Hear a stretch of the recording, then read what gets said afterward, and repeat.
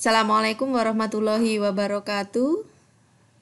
Perkenankan kami dari tim kurikulum SMP Muhammadiyah Al-Mujahidin akan menyampaikan panduan dalam pengembangan silabus dan RPP. Hal ini dilakukan karena kita tidak bisa melakukan workshop secara bersama-sama, sehingga perlu kiranya adanya panduan dalam pengembangan silabus dan RPP kita. Baiklah teman-teman semua, sebelum kita memulai, ada beberapa file yang nanti harus dipersiapkan oleh teman-teman semua.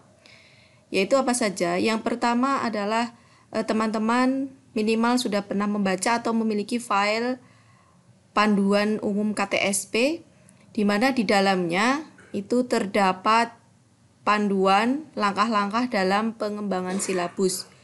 Kemudian yang tidak boleh terlepas saat ini sebagai pegangan kita adalah Permen 37, Permendikbud nomor 37 tahun 2018 tentang KI dan KD dari SMP sampai SD, SMP, SMA, SMK. Jadi teman-teman semua untuk mengembangkan silabus, teman-teman semua minimal memegang dua panduan tersebut. Karena untuk KIKD sudah pernah direvisi dan ini yang terbaru adalah nomor 37 tahun 2018. Baiklah teman-teman, apa saja yang ada di situ? Kita lihat dulu di KTSP, di panduan KTSP dari BSNP ini ya. Dari BSNP di situ disebutkan bahwa ada cara untuk mengembangkan silabus. Nah, di sini. Jadi teman-teman semua bagaimana cara mengembangkan silabus? Apa saja komponennya? Di situ sudah ada di langkah-langkahnya. Jadi pengembangan silabus di situ ada. Silahkan nanti dibaca sekitar halaman 24 kalau tidak salah. Jadi minimal komponen dalam silabus itu ada 7. Lebih boleh, tapi tidak boleh kurang dari 7. Nah, jadi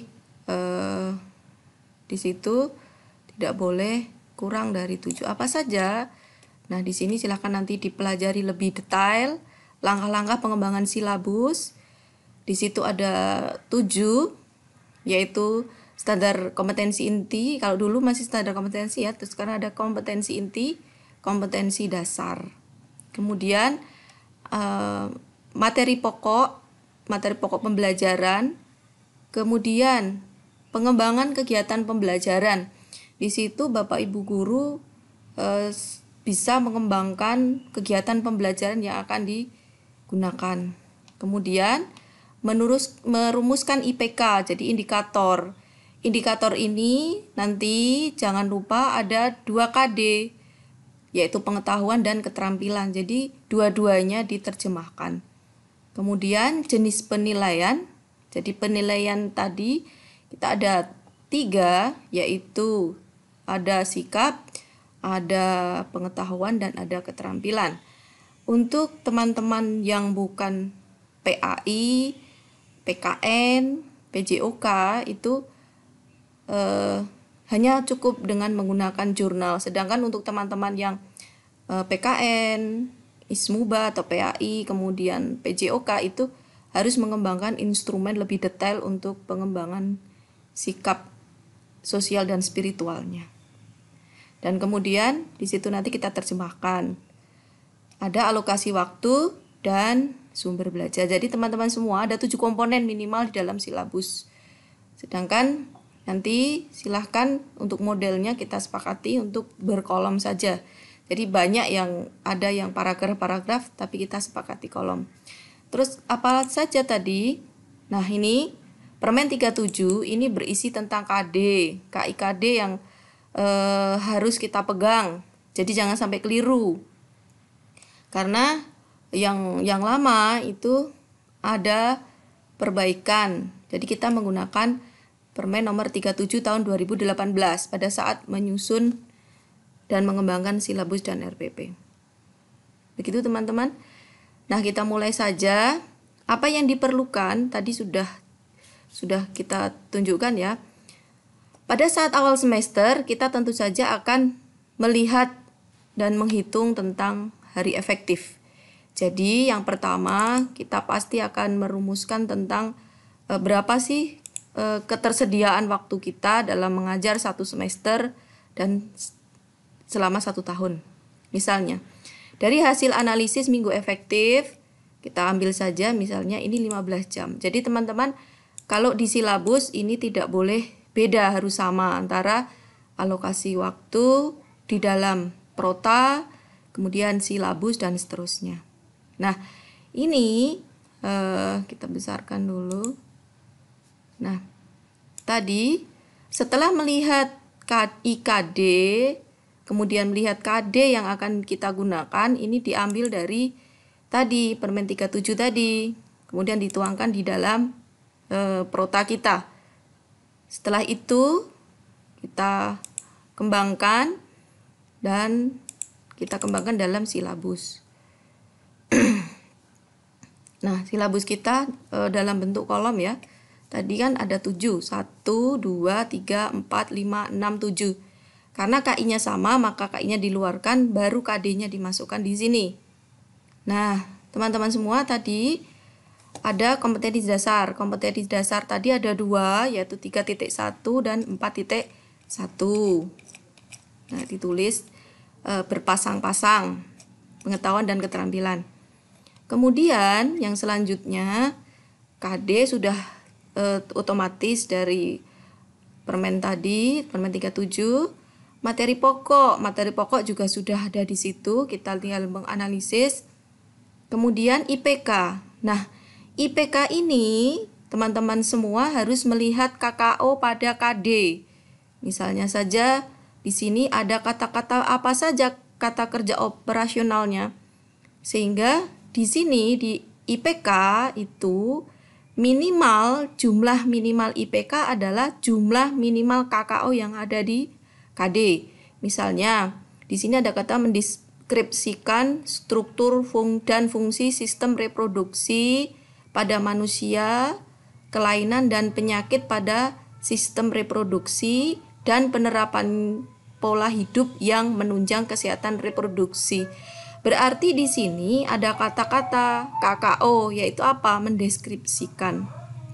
Nah, yang pernah kita pelajari, pada indikator di sini yang digunakan adalah indikator pada KD, yaitu pada saat kita untuk ketercapaian di sini, indikator inti. Ya, ada indikator inti. Tidak boleh teman-teman merumuskan di sini KKO di bawah ini. Nanti untuk pencapaiannya ada indikator pendukung, penunjang, inti, dan pengayaan. Begitu. Jadi di sini nanti yang untuk evaluasi pembelajaran hasil belajar adalah indikator intinya, itu yang setara dengan mendeskripsikan. Begitu teman-teman. Jadi ini jumlah KKO-nya silahkan berapa. Misalnya mendeskripsikan struktur. Nah, berarti di sini nanti apa saja kata-kata mendeskripsikan itu. Seperti itu. Nah, kemudian yang 4 titik. Menyajikan hasil penelusuran informasi dari berbagai sumber tentang penyakit menular seksual dan upaya pencegahannya. Menyajikan hasil. Jadi menyajikan hasil itu berarti dia akan melalui beberapa tahap. Nah, di sini silakan dibuat KKO-nya di indikatornya.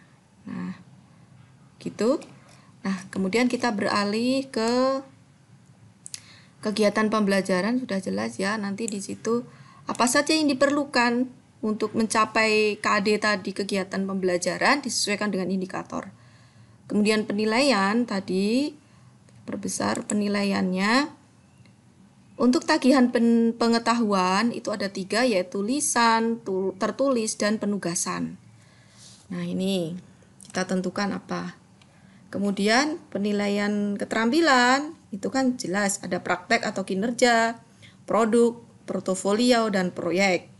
Sedangkan karena ini IPA maka menggunakan sikap menggunakan jurnal observasi. Nah, jadi itu jangan sampai terlewat untuk penilaiannya. Karena ini dalam satu KD teman-teman, bukan dalam satu pertemuan.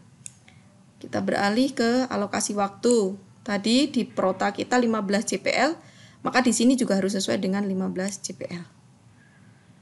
Sumber belajar, silahkan ditulis apa saja yang digunakan oleh teman-teman untuk mengajar di pokok bahasan tersebut. Sesuai dengan seperti menulis referensi. Nah itu, jadi yang sering terlewat dari teman-teman semua adalah pada penilaian. Penilaian, kadang kalau pengetahuan kadang hanya tertulis saja, kadang lisan malah terlewat, penugasan terlewat. Jadi ada lisan, ada tertulis, ada penugasan. Begitu, pilihan keterampilan juga harus lengkap. Ada kinerja, ada produk, ada portofolio dan tugas proyek. Seperti itu ya. Oke, setelah itu bentuk dari silabus yang harus dikembangkan oleh Bapak Ibu guru. Indikator, jangan lupa indikator pencapaian kompetensi. Nanti yang akan dievaluasikan adalah IPK kunci, bukan IPK penunjang maupun IPK pengayaan. Jadi silahkan nanti dilihat di KKO Bloom revisi ya. KKO Bloom revisi diperhatikan kembali. Jadi di sini ada kata KKO inti, yaitu mendeskripsikan. Nah, di sini tinggal yang setara dengan mendeskripsikan itu apa saja. Begitu teman-teman. Nah, selanjutnya untuk RPP, lihat RPP selalu berkesinambungan dengan silabus. Jadi ini nanti kita tinggal ngambil sedikit-sedikit saja. Kita bukakan misalnya RPP. Kita ambilkan. Nah, ini RPP, komponen RPP teman-teman juga sudah mempelajarinya lengkap. Itu nggih. Ada kode 01 itu berarti RPP yang pertama 3.1 dan seterusnya. Nah, ini tadi ada terus diisikan di sini terus.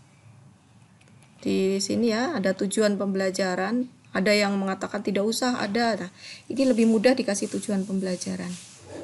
Ada materi pembelajaran, nanti ada faktual, konseptual, dan prosedural.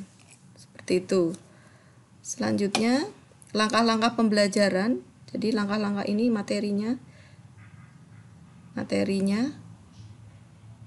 Kemudian untuk langkah-langkah pembelajarannya itu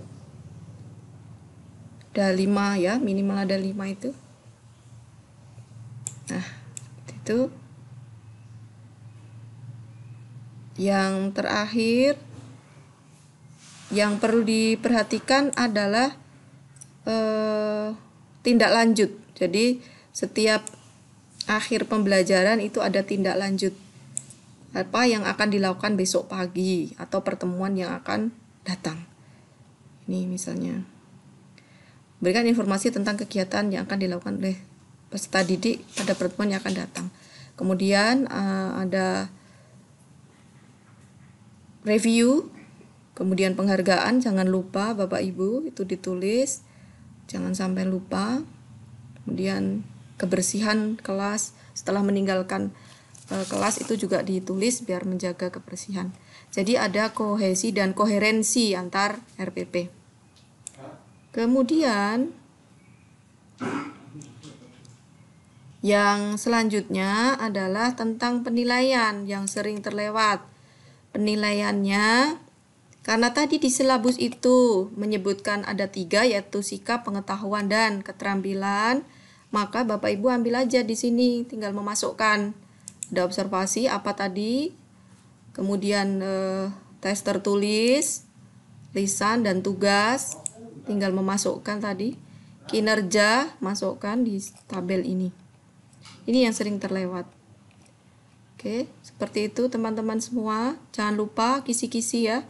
Di RPP itu ada kisi-kisi. Kalau tidak jadikan satu badan RPP ya jadikan lampiran. Ada kisi-kisinya. Itu ada rubrik, ada pensekoran. Nah, dan di situ nanti silahkan dikembangkan lebih lanjut.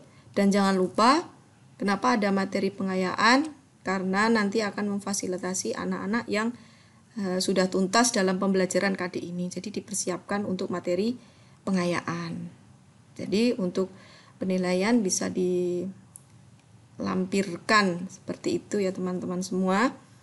Oke, demikian mungkin sedikit informasi untuk menyamakan persepsi kita agar lebih mudah dalam mengembangkan silabus, terutama adalah silabus kita yang terbaru. Oke, baiklah, cukup sekian teman-teman semua, tetap semangat untuk terus belajar dan belajar. Mungkin ini juga belum sempurna, silahkan disempurnakan kembali.